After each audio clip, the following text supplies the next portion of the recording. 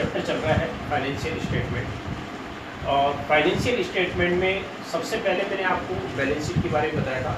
Balance sheet का आपको पूरा फॉर्मेट बताया था कि उसके एसेट्स पक्ष में और लायबिलिटीज पक्ष में जो मेन हेडिंग होती है, सब हेडिंग कौन कौन सी होती है, और उस मेन हेडिंग में सब हेडिंग में कौन कौन सी मदें दिखाई जाती है, उनके बारे में मैंने आपको बताया था। फॉर्मेट के अलावा हमने उस आपके बुक के इलस्ट्रेशन और क्वेश्चन भी कंप्लीट कर लिए थे। बैलेंस शीट के बाद में दूसरा नंबर था आपके P&L स्टेटमेंट का, क्योंकि फाइनेंशियल स्टेटमेंट वित्तीय विवरण में मुख्य रूप से दो ही स्टेटमेंट होते हैं, बैलेंस शीट और P&L स्टेटमेंट। तो दूसरा अपने प्रॉफिट एंड लॉस स्टेटमेंट यानी कि लाभ हानि विवरण जो है वो अपने चल रहा है। स्टेटमेंट हम इसलिए बोलते हैं क्योंकि इसमें खाते वाला जो प्रारूप है, अकाउंट फॉर्मेट है, वो इस्तेमाल नहीं किया जाता है, वर्टिकल फॉर्मेट इस्तेमाल किया जाता है। इसलिए ये स्टेटमेंट के रूप में होता है, विवरण के रूप में होता है, इसलिए प्रॉफिट एंड लॉस स्टेटमेंट शब्द का इस्तेमाल किया जाता है। क्योंकि इसी के अंदर क्या है, आपके पहले इनकम और फिर एक्सपेंडिचर होता है।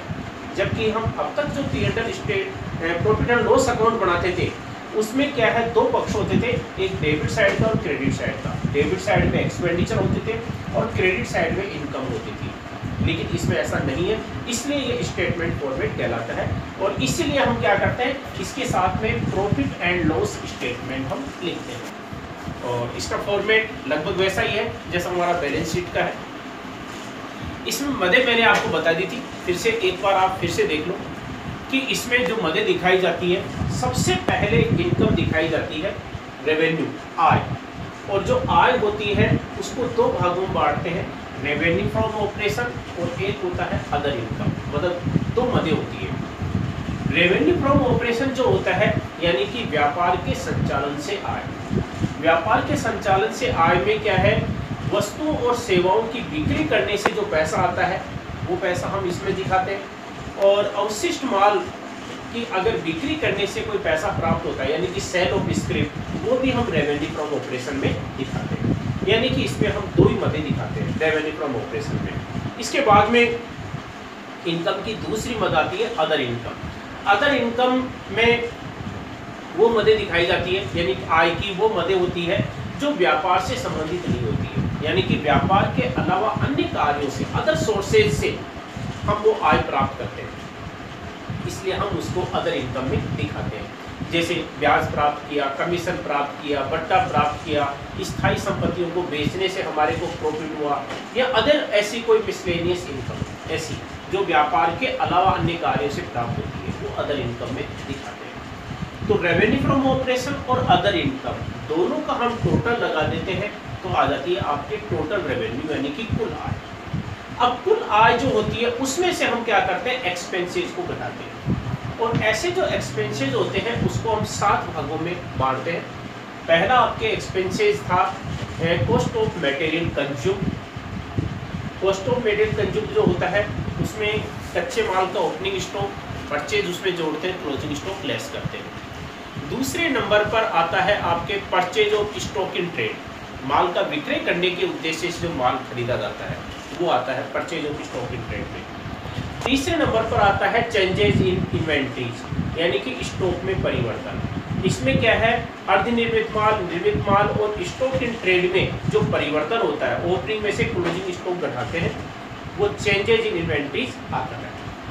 चौथे नंबर पर आपके आता है एम्प्लॉइज बेनिफिट एक्सपेंसेस यानी कि कर्मचारियों की सुविधाओं के लिए, कल्याण के लिए हम उनको जो भी भुगतान करते हैं या उनके लिए खर्चा करते हैं वो एम्प्लॉइज बेनिफिट एक्सपेंसेस में आता है। जैसे कर्मचारियों को वेतन मजदूरी देते हैं, प्रोविडेंट फंड होता है, ग्रेच्युटी फंड होता है, इसके अलावा उनको मेडिकल या कैंटीन की सुविधा प्रदान करते हैं और इस पर खर्चा होता है, वो सब हम एम्प्लॉइज बेनिफिट एक्सपेंसेस में दिखाते हैं। 5वें नंबर पर आपके आता है फाइनेंस एक्सपेंसेस। वित्त धन की व्यवस्था करने के लिए हम जो खर्चे करते हैं, जैसे लोन प्राप्त किया, ऋण पत्र जारी किया, उस पर हमारे को ब्याज का भुगतान करना पड़ता है, लोन की प्रक्रिया पर हमारा कोई खर्चा होता है, ऐसे सारे खर्चे हैं वो फाइनेंस एक्सपेंसेस में आता है। 6ठे नंबर पर आता है depreciation and amortisation.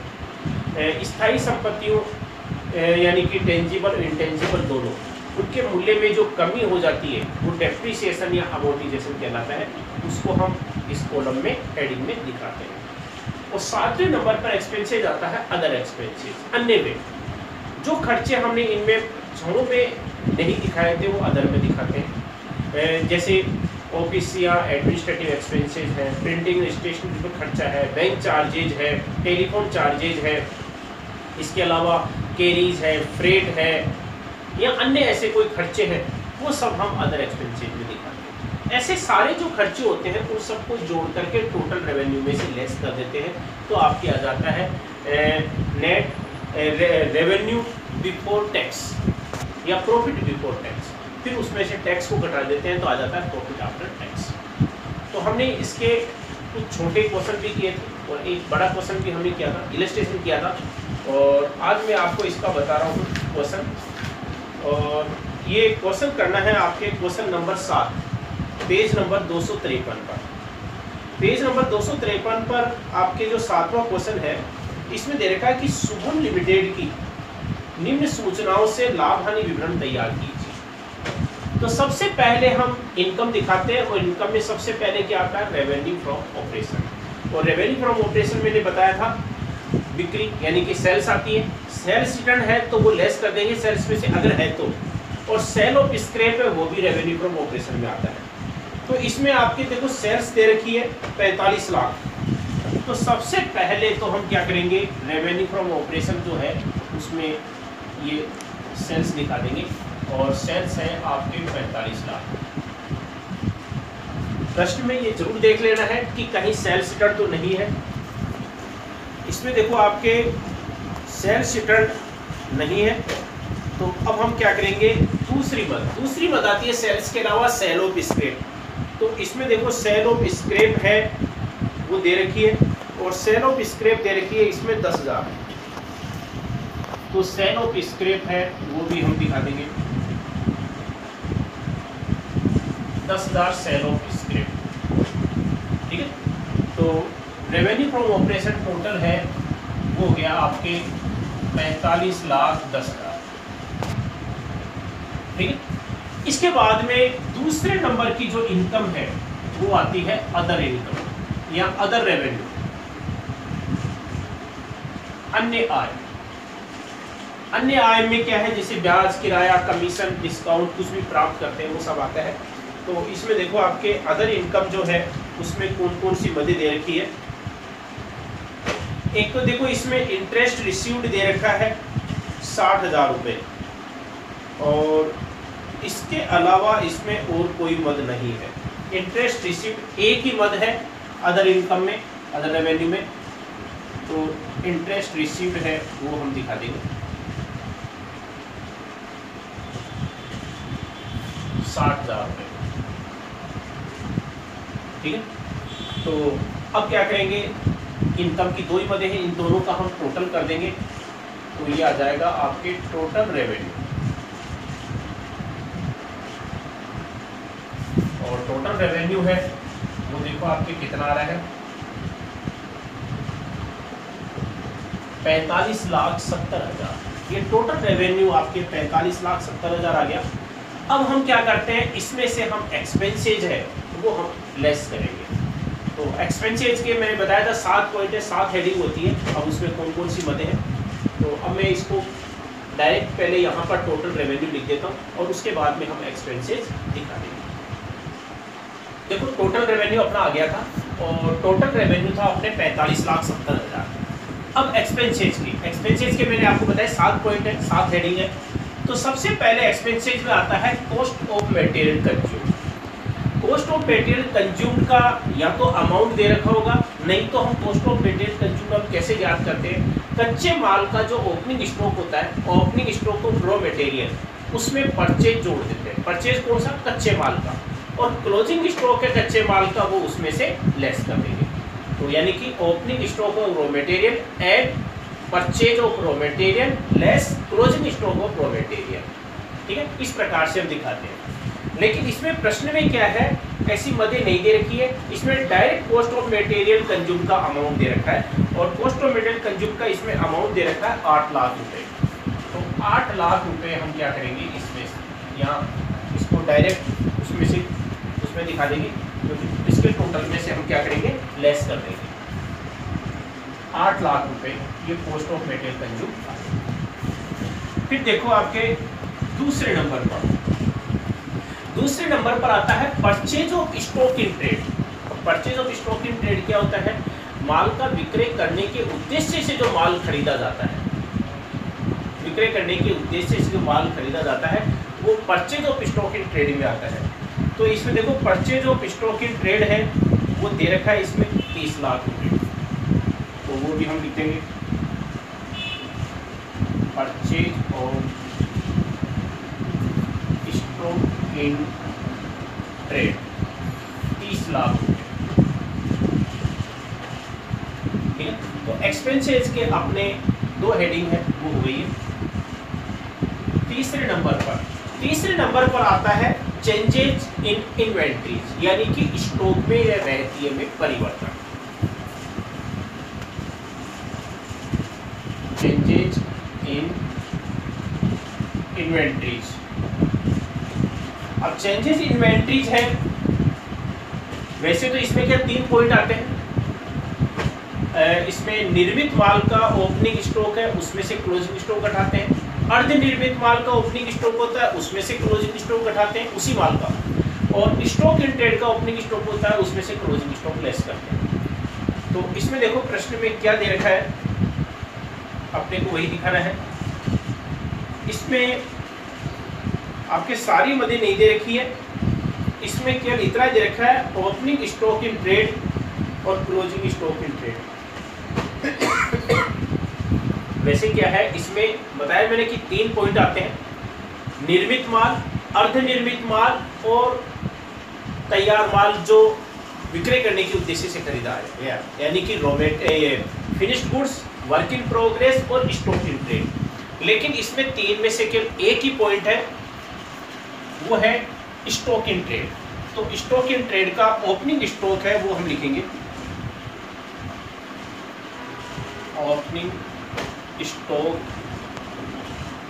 In trade. और ओपनिंग स्टॉक इन ट्रेड है, वो दे रखा है इसमें 3 लाख रुपए। क्लोजिंग स्टॉक है स्टॉक इन ट्रेड का, वो हम लेस करेंगे। और जो क्लोजिंग स्टॉक है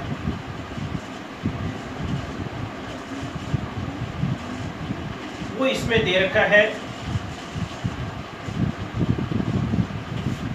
तो ओपनिंग स्टॉक इन ट्रेड है वो तो आपके 3 लाख दे रखा है। और इसमें से हम क्या करेंगे, क्लोजिंग स्टॉक इन ट्रेड है वो हम लेस कर देंगे, क्लोजिंग स्टॉक इन ट्रेड। अच्छा, क्लोजिंग स्टॉक इन ट्रेड है, उसका अमाउंट इसमें दे रखा है 5 लाख। इसका मतलब है कि क्लोजिंग स्टॉक ज़्यादा है और क्लोजिंग स्टॉक ज़्यादा है, तो ये संख्या माइनस में आ जाएगी। तो माइनस में संख्या आएगी तो इसको हम क्या करेंगे, इसको इस प्रकार से ब्रैकेट में दिखा देंगे। ब्रैकेट में दिखाने का मतलब है कि ये संख्या माइनस में है। हम इन्वेंट्रीज में जो तीनों पॉइंट अगर दिखाते हैं, यानी कि अर्धनिर्मित माल, निर्मित माल और स्टॉक इन ट्रेड, जब तुम क्या करते हैं, ये माइनस की संख्या होती है, बाकी जो 2 मदें होती है उनके टोटल में से ही ये क्या करते हैं, लेस करके दिखाते हैं। लेकिन इसमें एक ही मद है, तो इसलिए हम क्या करेंगे, जब इन एक्सपेंसेस को जोड़ेंगे, यानी कि ये प्लस वाली मद हो गई, ये माइनस की संख्या हो गई, तो ये प्लस वाली जो मदें जब जोड़ेंगे तो उनमें से पहले ये 2 लाख रुपए को हम क्या कर देंगे, लेस कर देंगे। ठीक है, ये ध्यान रखना है, क्योंकि माइनस की संख्या इनके टोटल में से पहले लेस होगी एक्सपेंसेस में से, इसमें से नहीं, इनमें से। तो ये आपके तीसरे नंबर पर आ गया आपके चेंजेज इन इन्वेंट्रीज। इसके बाद में देखो आपके चौथे नंबर पर आता है आपके एम्प्लॉइज बेनिफिट एक्सपेंसेस।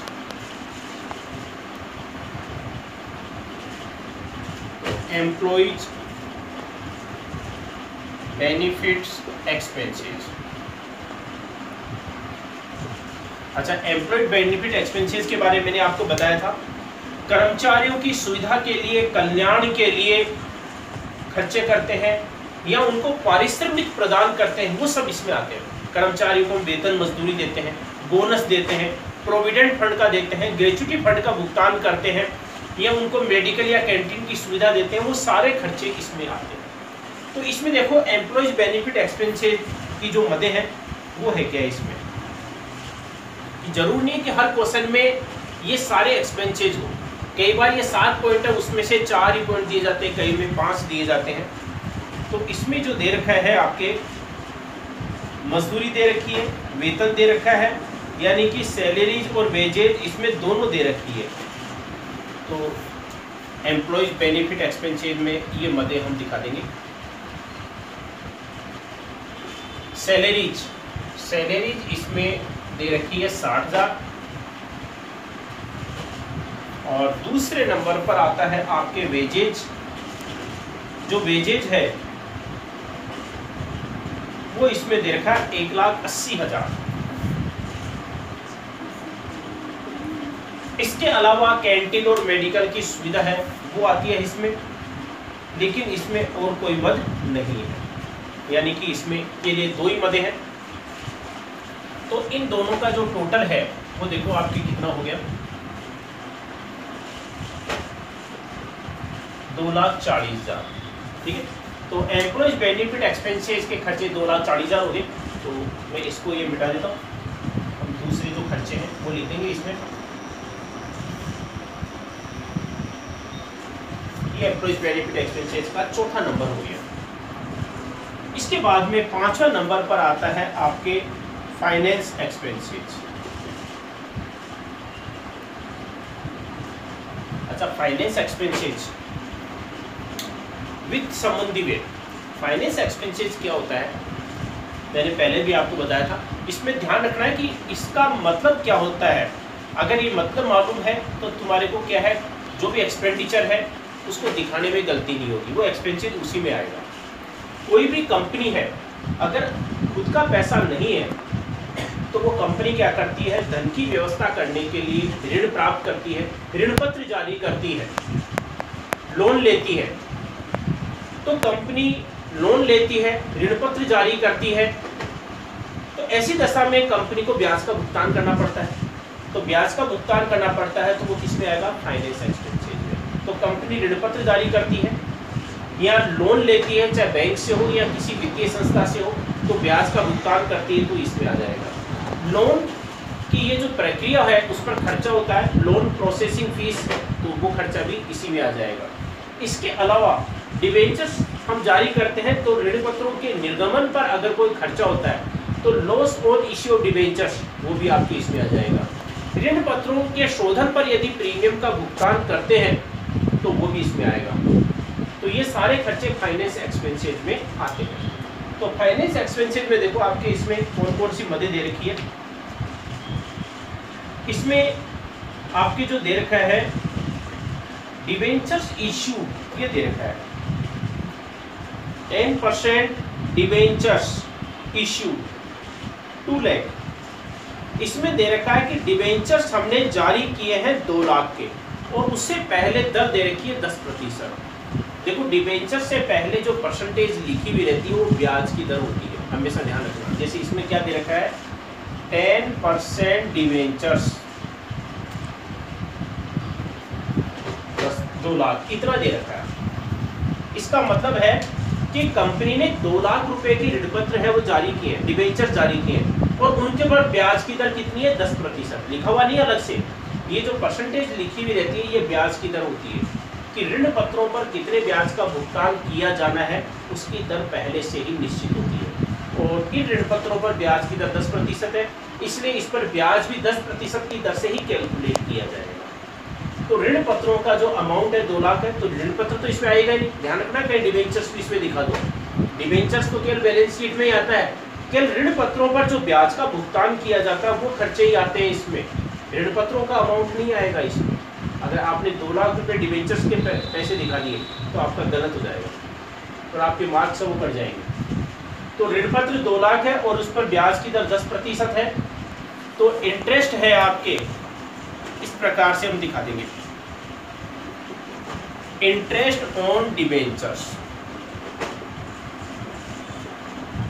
कितना आ जाएगा आपके 20,000, क्योंकि 2 लाख का 10% कितना होता है, 20,000।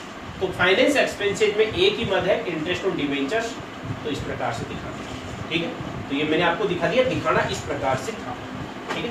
तो मैं इसको मिटा देता हूँ क्योंकि एक्सपेंसेस को हमने डायरेक्ट इसमें दिखा दिया है ताकि और मदे हम लिख सकें, इसलिए मैंने ये मिटा दिया है। तो फाइनेंस एक्सपेंसेज है ये आपके हो गया है। इसके बाद में छठे नंबर पर आता है आपके डेप्रिसिएशन एंड अमोर्टाइजेशन।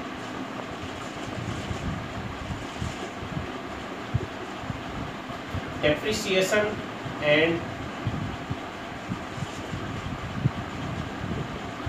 अमोर्टाइजेशन। देखो अमोर्टाइजेशन का मतलब एक तरह से ये भी डेप्रिसिएशन ही होता है। डेप्रिसिएशन का मतलब तो होता ही है मूल्यह्रास, लेकिन हम क्या करते हैं, टेंजिबल और इंटेंजिबल संपत्तियों के मूल्य में कमी होती है तो वो मूल्यह्रास कहलाता है। लेकिन टेंजिबल और इंटेंजिबल दोनों एसेट्स के मूल्य में जो कमी होती है उनके लिए हम अलग अलग शब्द हम काम में ले रहे हैं। जो टेंजिबल एसेट्स होती है, मूर्त स्थायी संपत्तियां जैसे बिल्डिंग, मशीन, फर्नीचर, उनके मूल्य में जो कमी होती है उसके लिए तो हम डेप्रिसिएशन शब्द का इस्तेमाल करते हैं।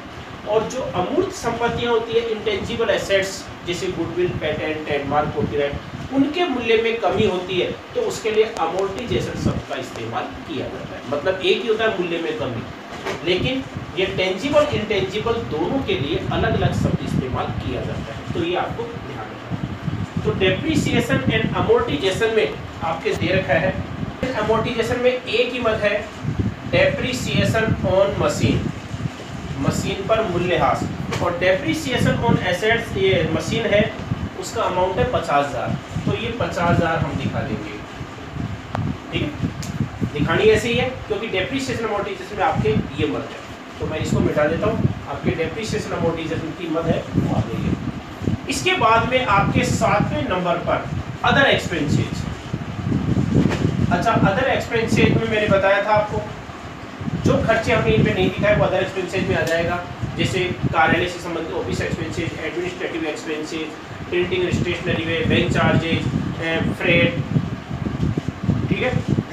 तो इसमें देखो आपके ऐसी इसमें कौन सी मद दे रखी है, इसमें आपके जो मद दे रखी है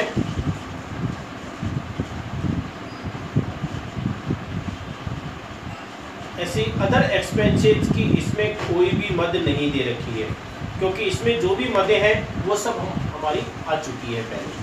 sales, cost of material consume, purchase of stock in trade, interest received, wages, salaries, sale of scrap, stock in trade, ये सारी मदें अपने आ चुकी है।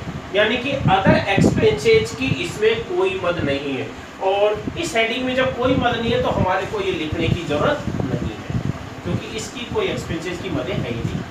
तो अब हम क्या करेंगे, ये एक्सपेंसेस का इनका टोटल कर लेंगे और टोटल करके हम क्या करेंगे, इसमें से लेस कर देंगे। तो पहले ये माइनस की संख्या है, पहले प्लस, प्लस की जो मदें हैं इनका टोटल लगा देंगे। पहले ये खर्चों का टोटल लगाया, 8 लाख, 30 लाख, 2,40,000, 20,000 और 50,000, इनका टोटल आ रहा है आपके 41,10,000। लेकिन ये 2 लाख माइनस की संख्या है तो ये हमने जो इनका टोटल लगाया इसमें से 2 लाख रुपए लेस कर देंगे तो ये आपके आ गया 39,10,000। ये 39,10,000 है, किसमें से लेस कर देंगे, 45,70,000 में से लेस कर देंगे तो ये अमाउंट आ जाएगा आपके 6,60,000। ये 6,60,000 रुपये है, ये आपके प्रॉफिट आ गया।